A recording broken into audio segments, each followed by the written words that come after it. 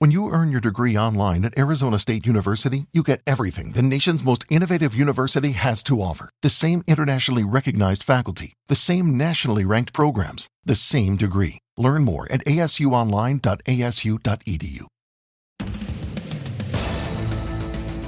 Hey, welcome from Komando.com. This is Komando on Demand, where we talk to industry movers and shakers to keep you up to date on everything digital. Okay, let me tell you something. You can make money playing video games. That's right. I know it sounds crazy. You can make thousands or even millions of dollars playing video games. So yes, all the kids that have been playing video games their entire lives, suddenly they can be a multi-millionaire. Well, I have to tell you, it's not easy. In this Komando on Demand podcast, we're going to talk about exactly what it takes to grab the gold in gaming. Some of these professional video gamers, it's crazy. They're making $350,000 every single month.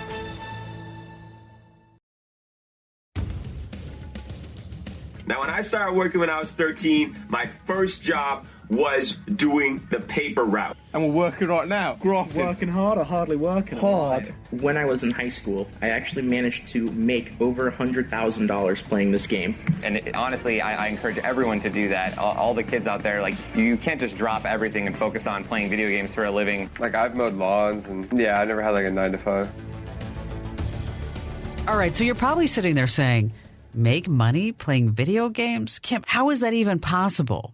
Well, with just $2 that his poor parents managed to scrape together, a very young boy from Singapore walked into a gaming arcade, and he decided then and there that he was going to be a great arcade player. Now, back in the day, tossing a coin to a video game was like tossing it out the window, especially if you were poor. But kids today know better. Street Fighter champion Hu Kun Sien was investing in his future at $2 a shot. He would eventually make a fortune doing exactly what he loved, playing fighting games. He turned professional, and now he earns thousands upon thousands of dollars. But it doesn't stop at just thousands of dollars. How about millions of dollars? Top players who have been practicing since they could walk are now 30 years old, and some of them are just filthy rich. A lot of them are multimillionaires. Some of them raise money for charity, so it's become official. Esports is now a viable career. Tyler Blevins, a.k.a. Ninja, is living proof. He's had more social media interactions this year than LeBron James, Cristiano Ronaldo, or Shaquille O'Neal, making him the most popular athlete in the world. I know, the guy's playing esports. We're going to be hearing from gamers like Ninja, FaZe T Fu, Omniarch, Cian, Alex Block, and gamer/tech writer Jessica Dillon. We're going to talk about the gold in gaming and how to turn your video game addiction, maybe your video game hobby, maybe someone you know, into cold, hard cash. That's coming up in this week's Komando on Demand. Asante came to TurboTax after graduating from culinary school and landing a job in the hottest kitchen in town. My hands are full all day, every day. I love it. Asante, as your TurboTax expert, I'll make your moves count, guaranteeing 100% accurate filing and your maximum refund. Sound good? Yes, expert! Switch to Intuit TurboTax and make your moves count. See guarantee details at turbotax.com/guarantees. Experts only available with TurboTax Live. I'm Kim Komando, America's Digital Pro, and I have to tell you, I've been on a kick lately, talking about all the different ways that technology can maybe help us make a little extra cash. So in this podcast, you're going to hear from esports athletes about how they're living the dream. They're gaming for the gold. Bracken and Forest, they've got to try and get some work done. No Molotov to use as a smoke on the site anyway. Forrest has picked up one. Can he go any better than that? He knows it's been played. Oh, my God, Forrest! Magnifique in Marseille! That was ridiculous! First of all, I'd like you to guess out loud, how many people do you think are watching esports right now? Just say a number, say it loudly, even if you're in a public place. People will think you're crazy, but why not? Okay, do you have that number in your head? How many people are watching esports? Are you ready for it? 380 million. Yes, 380 million. That's according to market research firm Newzoo. That's a lot of fans. While it's not quite as big as traditional sports leagues, Newzoo predicts that the esports economy will grow to over $900 million this year and $1.4 billion by 2020. When Zayan turned 18 years old, he was a local champion. But there was no such thing then as a pro gaming career per se, but the league started offering prize money. Millennials ate it up, and they started watching people play video games in droves. For Zayan, it was like a dream come true. He made a lot of money, and he shot straight to the top.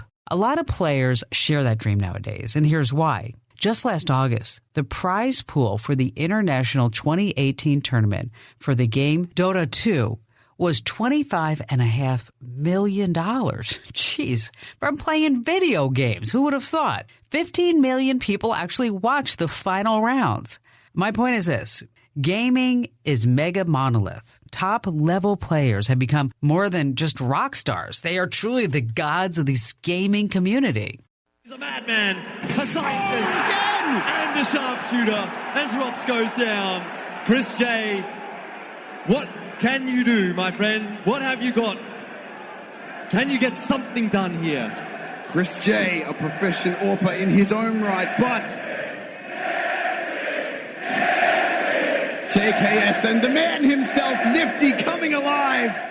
But in reality, no, they're not gods. They're just humans. And the great ones are always the first to admit that. It takes a lot to get to the top of video game players, and not everybody has that necessarily natural talent. Daigo Umiara, otherwise known as The Beast, is known as one of the best video game Street Fighter competitors in the world. But he didn't start with natural talent. He started playing at the age of 10. And the older players, well, they didn't think much of him then. But now, with winnings totaling around $176,000, you might just say he showed them all. Both Zayan and Diego were underdogs. A lot of the top winners actually start out as so-called underdogs and nerds who have no interests other than playing video games. Coming up, I have advice from the top players. Plus, huge esports career mistakes you definitely want to avoid. But right now, let's take a moment to hear from one of our partners who help make these Komando on-demand podcasts possible.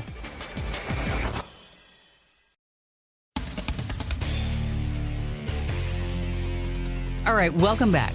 Ninja and Phase 2 Fu were both good right out of the gate. And even though they are rivals, they both started out basically the same. Just a couple of kids playing video games. I mean, when we were young, I used to play Halo with my brother. He was all right. I don't know. I took it a little bit more seriously, I guess, but it was kind of just for fun. And then I started to get into Call of Duty and Destiny and, started grinding Halo a lot. My dad loved video games. He had them in the house, and we just kind of stumbled upon them, me and my brothers, and that was pretty much it. The rest is history from there. I mean, really just continued to purchase all of the future consoles and gamed a lot. Now, Ninja's world took a serious turn when Halo came out, you know, the game. He knew he could be really great at playing Halo, but his mother was less than thrilled, as he told Yahoo Esports reporters. My mom was not about me playing it at all, but, I was able to convince her. I was like, Mom, look, I'm killing aliens. I'm saving the world. Trust me, don't worry. I'm not going to become violent from playing these games, because she was doing what every mother should, monitor what their kids are playing. All right, so his mom believed in him. But kids who spend hours upon hours upon hours a day playing video games are really walking a thin line. The competition is fierce. So Ninja is a big advocate for staying in school and getting an education, not just playing video games. You can't just drop everything and focus on playing video games for a living. It's becoming a very competitive career choice right now, and you want to make sure that you're securing your future and putting in the extra time to try to make this happen as well. But on the other side of the fence, a career in gaming could be waiting. Omniarch knows all about it.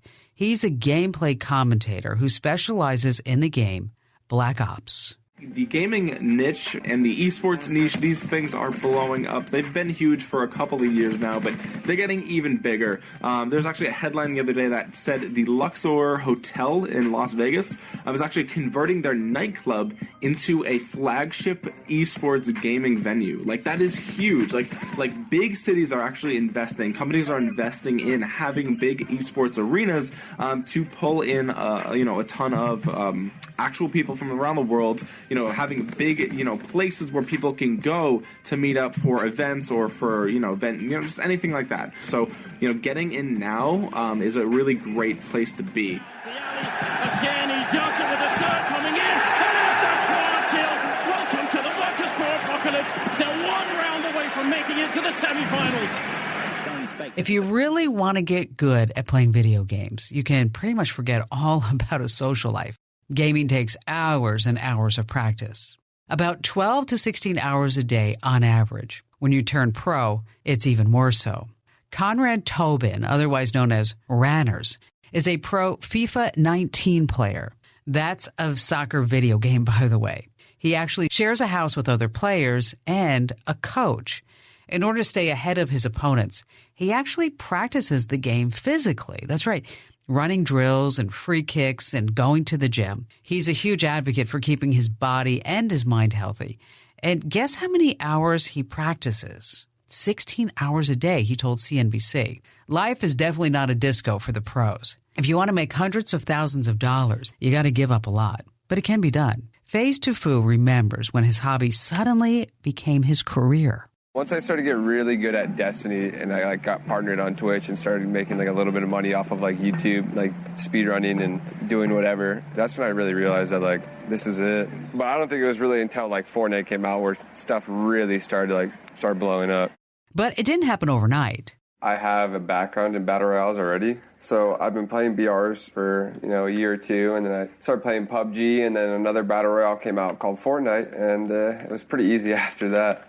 Now, easy money can definitely get you into trouble. Alex Block made $100,000 in gaming by the time he graduated high school. Nowadays, that pays for about 1 year in college, but that's another story. He never did anything illegal, but it was definitely dirty money. He didn't get rich by being a good player. He got rich by being greedy. Through about a 2-year period, when I was in high school, I actually managed to make over $100,000 playing this game. This has nothing to do with Twitch. This has nothing to do with YouTube. It has nothing to do with any of that. This is completely buried in my past before anyone knew anything, back when I used to keep everything pretty much privately and to myself. I wasn't a genius. I didn't do anything that crazy. I just managed to take advantage of the situations that were given to me, and I managed to be at the right place and at the right time, which is kind of true for a lot of things in life. I was a complete nerd. I had virtually no friends. I talked to nobody, really, except for other people who used to play video games. And in high school, and at every opportunity given, I would sit and play games. So I was a complete nerd, and that was pretty much my entire life. I managed to make maybe $10, $20, $30, $40 a day or something like that, selling $50 of items here, $50 of items there. And again, this was all against the rules, right? So I was breaking the rules of the game. It wasn't illegal, which some people get very confused about. It's not illegal to sell things in a game. It's against the game's rules because they don't want you selling items because it takes away profit from them. I developed a lot of connections with people who eventually just came to me when they wanted to buy stuff. Just like you do in any business, these people would buy stuff from me, and then a couple of days later, they would message me and say, hey, do you have more stuff to sell? And because I saved up so much stuff to sell, I just developed so many connections with people that pretty much whenever I got stuff to sell, I immediately had somebody that would buy it. This developed even further, and the next step was I actually managed to recruit people to my, I don't want to say it like this, but to my army of people who would farm stuff for me and who I vastly, vastly underpaid, which then turned into like 40 or 50 different people, or even more than that. I don't even know. I lost track of so many business transactions and everything that literally all day long I was just constantly either emailing or Skyping or messaging or talking on TeamSpeak with people over various item transactions. And instead of making $20, $30, $40 a day, I was now making several $100s a day. And I should have been happy with it, but greed kind of took over. I was messaging people these things, people were messaging me exploits, people were selling me items. It was just a complete chaotic mess. I ended up selling exploits for real money. That's right. As crazy as it is, I sold the information of exploiting the game to my business contacts for vast, vast amounts of money. And I'm talking about $1,000 or more to each person that I sold the information of big exploits to. And I managed to maximize my profit by taking this information and taking these exploits. And because the game was not perfect, it wasn't like a super huge game like World of Warcraft or something where things are patched really quickly and the programming is very, very good. There were quite a bit of exploits in the game, and these things took a while to get fixed. And there were definitely things that you could abuse in the game. I got banned from the game, not just my account. I got a whole bunch of other accounts banned, all my accounts that I owned, all my credit cards deactivated. You know, they pretty much blocked me from using their service, and they told me personally later on to not play their game anymore because I was ruining it. And that is the story of how I made over $100,000 in high school playing a video game. I wanted to share his whole story just to bring home the point that there's no glamour in cheating. It just ruins it for everybody. Alex has since changed his ways. You'll be glad to know, and is now a successful gamer on Twitch. All right, coming up, there are some bad apples in the bunch, but there are also some surprisingly good ones, and they all have one thing in common. We're going to tell you exactly what that is after we hear from some of the folks who help make our podcast possible.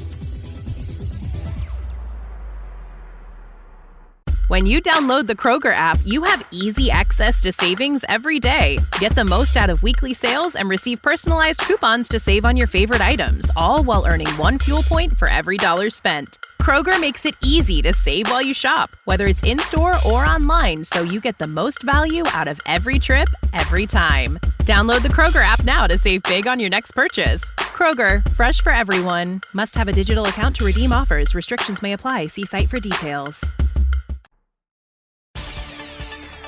All right, welcome back to Komando on Demand, you video gamer wannabe millionaire. Yes! All right, there's a little bit of social conflict we have to talk about. There are also some misconceptions. You see, players get invited to travel all around the world expecting a penthouse suite with complimentary breakfasts and massages, and you get my drift. Well, it doesn't always work out that way. In fact, in Zion's case, when he went to Sweden to compete, his penthouse was a sleeping bag on the floor by the bleachers. At that time, I don't have accommodation. Yeah, they say I'm gonna bring a sleeping bag and I can sleep at the DreamHack area. So I went there with a sleeping bag and I went to the sleeping area. So I walked like 10 minutes under the cold and I slept there. But the sleeping hall though, with a few thousand people, where you sleep down and you woke up with a leg on the face, because everyone was sleeping in different directions. So for 2 days, I didn't shower and I got second place. For me, it's like I'm thinking, do you think I smell? Because I haven't been showered for days, I keep trying not to talk to people. So the last day, I have a shower before going back to the flight back to Singapore. I've heard a lot of stories like that. And then there's also physical issues. That's right. You see, gamers develop carpal tunnel syndrome. They have eye problems, posture problems, and let's face it, it doesn't get any easier. That's why most players retire in their late 20s or early 30s. You also have reaction time. It gets slower as you get older. Thinking ability may degrade. And also as we get older, we get tired. But if you play your cards right and you play them well, you may have enough money to be comfortable for a while anyway. And you may decide to go into another area of gaming, like maybe game design or coaching or technical writing. Like Jessica Dillon, for instance. After years of playing video games, she's now a full-blown nerd expert. She researches, she writes about anything nerdy. But her first love is still video games. First of all, Jessica, welcome to the Nerd Party. That's right, otherwise known as Komando on Demand. Hey, Kim, thanks for having me today. Now, how long have you been playing video games? Since I was about 3, of course, I wasn't very good at it at that point because I was a toddler, but all of my life I have consistently played video games pretty much every free hour I had. Every free hour? I mean, seriously, that's a lot of time when you're a kid, or even as an adult. So tell me, what kind of games have you played? It's a really wide array. You have to do a really wide array to get into it. But I've done a lot of indie games that people haven't heard of. Then I've done a lot of the AAA titles, which you see most streamers and YouTubers playing to earn their profits, like Assassin's Creed, Skyrim, Overwatch. It's just a big array. Do you know anyone, Jessica, who actually makes money at it? Yeah, I've known people who have gone on to win the bigger tournaments, and then I know people who just play on a local level and they just win money to get their kids extra Christmas presents and stuff. It's a really lucrative field. I've seen numbers all across the board. How much money can someone really make? People go out and they've only played a video game for a few hours. They walk into a place that's having a tournament and they play the game. They find out they're good at it and they walk out with $200 to $500. In other ways, you'll see people who actually decide to go into it as a career field and they'll be making $50K to $100K a year just touring around playing video games and being on ESPN in the esport field. And once they get into the field, practice makes perfect. But how many hours do they practice? They practice a lot. It's like a normal job. They'll literally play for, 8 to 12 hours every day to come up and win those tournaments and just keep making money and keep pushing forward. Sounds like what we do. It's much like you would go into work every day and you would sit down at your desk and do it. Sometimes it has overtime, of course. When you have a tournament coming up the next day, you may play for a few extra hours.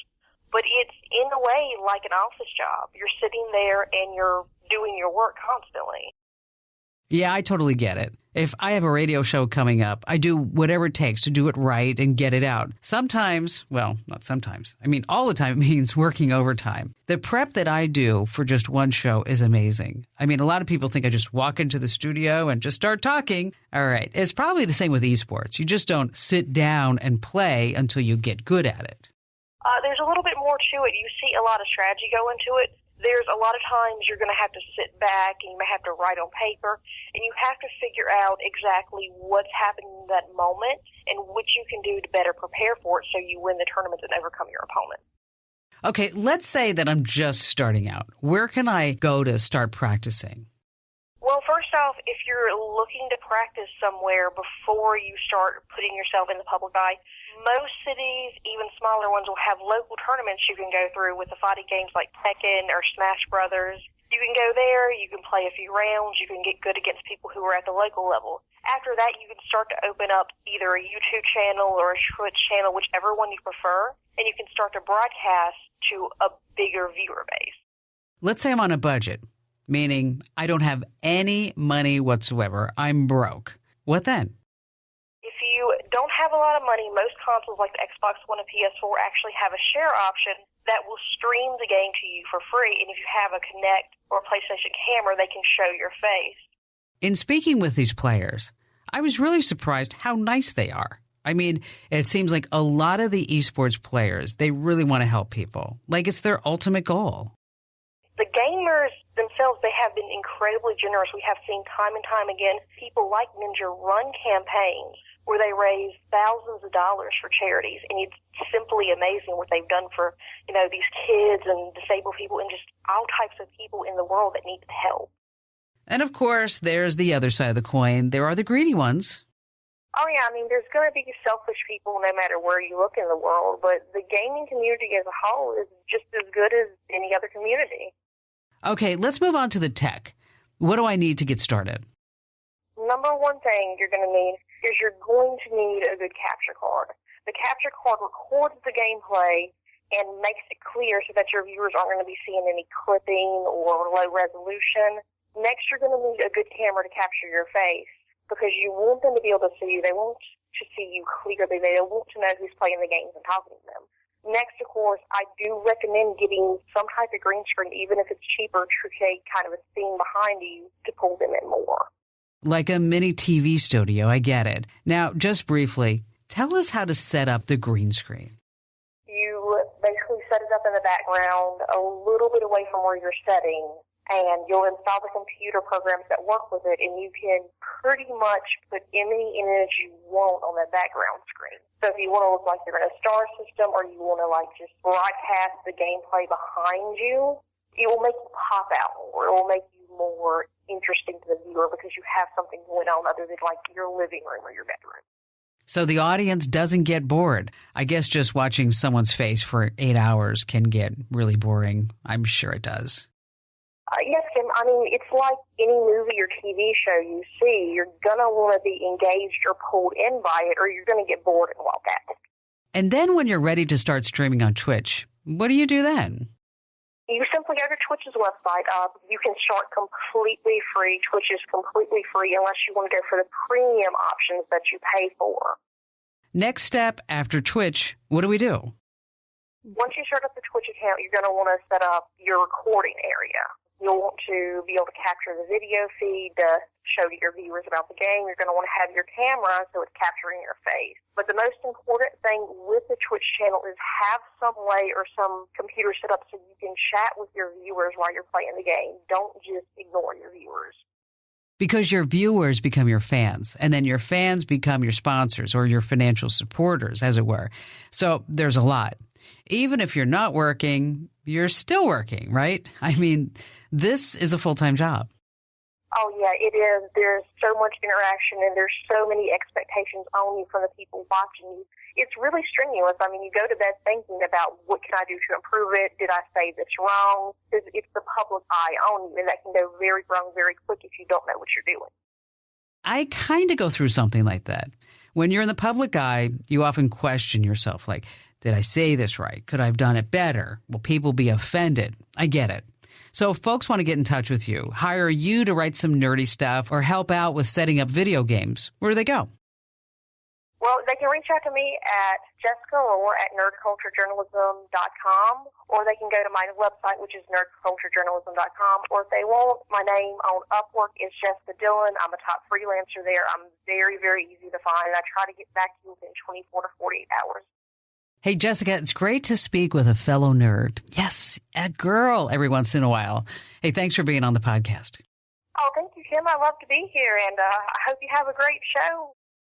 She's just a cutie, isn't she? All right, up next, we're going to talk about how you can get started in the gaming field, even if you're not all that great at video games. Plus, I've got some insider secrets, marketing tips, streaming insights from Ninja and Phase to Fu. And finally, I'm going to tell you about the top earning gamer in all of history. This is the person you're going to strive to be. So stay right where you are.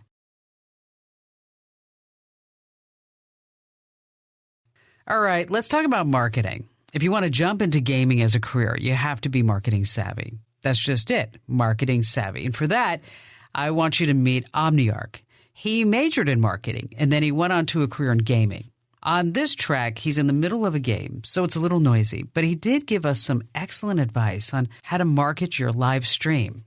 You don't have to worry about, oh, should I stream to Twitch or should I stream to YouTube? You know, if you're just starting out, you don't have to make that decision. Just stream to both at the same time, and that's really, really going to help you outgrow multiple platforms. You know, it's obviously going to be slow at first, but having a presence everywhere is better than having presence in only one of those places. Also, the other thing is using SEO. If you guys don't know what SEO is, it's search engine optimization, and it's basically using the right keywords in your stream titles, in the descriptions of your channels. Things like that are going to help you show up more in search engines, right? So if you have your streams saved to your Twitch account or whatever, having that title be optimized with certain keywords, like, you know, playing like Optic Scumpy, right? And then Optic Scumpy is actually in the title of your stream, and then when it gets saved to Twitch, now if someone Googles Optic Scumpy, the odds are that that stream isn't going to be the first thing to come up, right? Because he's famous, so this stuff's going to be everywhere.